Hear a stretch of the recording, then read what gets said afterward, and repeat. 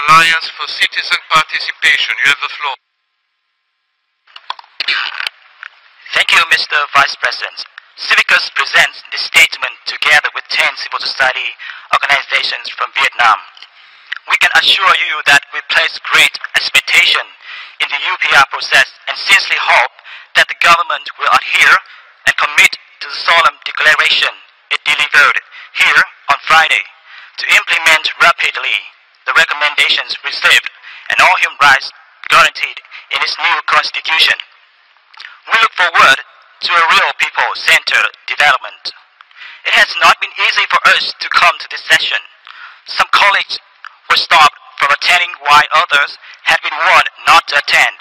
Specifically, members of our delegation who attended the last session in February have been subjected to harassment and interrogation since their return to Vietnam. Their passports have been confiscated and one member was severely beaten. Reprisals are therefore real and continuing in Vietnam. Worse, the Vietnamese government continues to arrest and imprison voices of conscience. Voices like Trịnh Hữu Long was sentenced to 16 years imprisonment for daring to challenge the one-party rule. Human rights lawyer Lê Quốc Quân was sentenced to 30 months imprisonment and ordered to pay a fine of $100,000 on the false charge of tax evasion.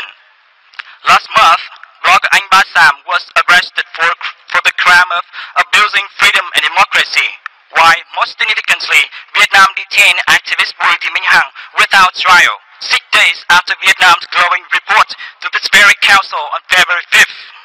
There are, in fact, hundreds of prisoners of conscience in Vietnam right now. Mr. President, despite Vietnam's joining the council and its laudable cooperation in this present UPR, the truth remains that Vietnam continues to violate international laws and in many instances its own domestic laws. Thank you, Mr. Vice President. Thank you very much. This was the last speaker on the list.